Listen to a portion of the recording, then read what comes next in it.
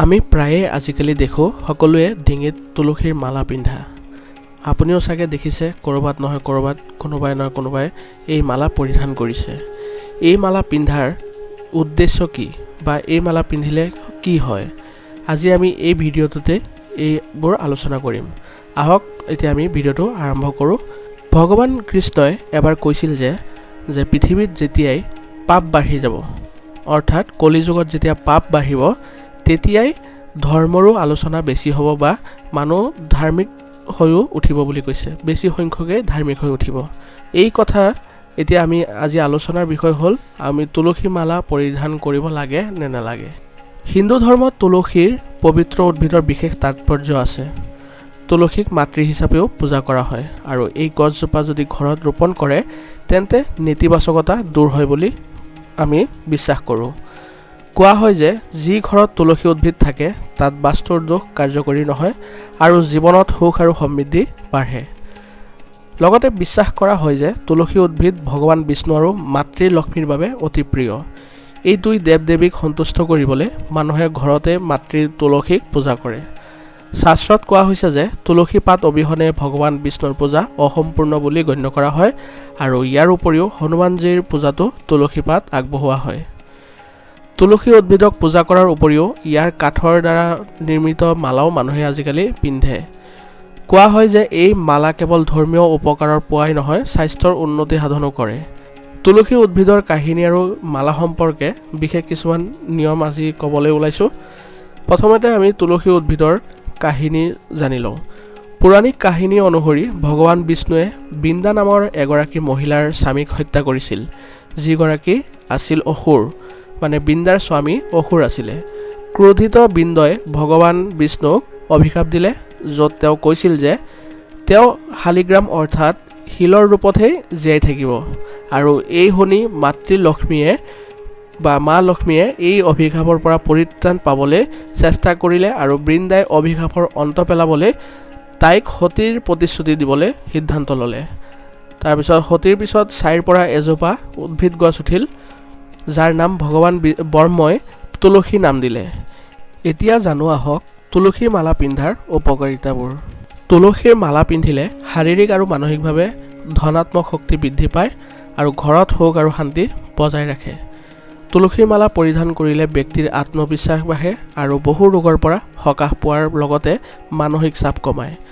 ধৰ্মীয় বিশ্বাস অনুসৰি দেৱী লক্ষ্মী তুলসীত বাস কৰে আৰু তুলসীৰ মালাত ভগৱান বিষ্ণুৰ বিশেষ ফলদায়ক বুলি গণ্য কৰা হয়। যদি ডিঙিত তুলসীৰ মালা পিন্ধে তেন্তে মন আৰু আত্মা দুয়োটাই নিৰ্মল হৈ পৰে বুলি কৈছে। ইয়াৰ বাহিৰেও মনত ইতিবাচক চিন্তাৰ যোগাযোগ বাঢ়িবলৈ ধৰে। যদি আপুনি তুলসীৰ মালাৰ কথা পিন্ধাৰ কথা ভাবিছে তেন্তে ইয়াৰ লগত জড়িত নিয়মবোৰো আপুনি জানিব লাগিব। প্ৰথমে জানো আহক তুলসীৰ মালা পিন্ধাৰ নিয়মসমূহ। তুলসীৰ মালা পৰিধান কৰা আটাইতকৈ শুভ সময় হৈছে প্ৰদোষকাল। এতিয়া প্ৰদোষকাল কি হয়? প্ৰদোষকাল হৈছে সূৰ্যাস্তৰ 2 ঘণ্টা আগৰ সময় আৰু সূৰ্যাস্তৰ পিছৰ 2 ঘণ্টাৰ সময়। এই প্ৰদোষকালত যদি তুলসীৰ মালা কোনোবাই ধাৰণ কৰে তেন্তে সেই সময়টোক শুভ সময় বুলি গণ্য কৰা হয়। তুলসীৰ মালা পিন্ধাৰ সময়ত সম্পূৰ্ণ বিশুদ্ধতাৰে পৰিধান কৰিব লাগে, অৰ্থাৎ তেওঁ পাক পবিত্ৰ হৈ তেওঁ সেই মালা পিন্ধিব লাগে। তুলসীৰ মালা পিন্ধাৰ পিছত নিজৰ চিন্তা চৰ্চা নিৰ্মল কৰি ৰাখিব লাগে আৰু তুলসীৰ মালা পৰিধান কৰাৰ পিছত প্ৰতিদিনে বিষ্ণু দেৱতাক এবাৰ হ'লেও জপ কৰিব লাগে। আৰু কি জপ কৰিব লাগে? ওম নমঃ ভাগৱতে বসুদেৱাই নমঃ বুলি। এতিয়া আহোঁ আৰু এক গুৰুত্বপূৰ্ণ কথালৈ। তুলসীৰ মালা পৰিধান কৰিলে নিৰামিষ খাব লাগিব, আমিষ খাব নোৱাৰে। এতিয়া মই কওঁ যে আমাৰ শাস্ত্ৰত এনেকুৱা কোনো উল্লেখ নাই যে আপুনি তুলসীৰ মালা পৰিধান কৰিলে অকল নিৰামিষেই খাব লাগিব। যেতিয়া আপুনি তুলসীৰ মালা পৰিধান কৰিব বা ইচ্ছাকৃতভাৱে আপুনি লগাব, তেতিয়া চাব যে আপুনি যিহেতু নিৰামিষেই হওক বা আমিষেই হওক, আপুনি তাৰ কোনো কথা নাই। আমাৰ শাস্ত্ৰত তেনেকুৱা কোনো উল্লেখ নাই যে আপুনি নিৰামিষ খাইহে আপুনি তুলসীৰ মালা লগাব লাগিব বা পৰিধান কৰিব লাগিব। আপুনি চাব যে তুলসীৰ মালা লগোৱাৰ পিছত আপোনাৰ নিজৰ মনটো বিশুদ্ধ হোৱাৰ উপৰিও আপোনাৰ যিবোৰ আমিষ খাদ্য আছে সেইবিলাকৰ প্ৰতি অলপ হ'লেও আপোনাৰ ৰাপবিলাক কমি যাব।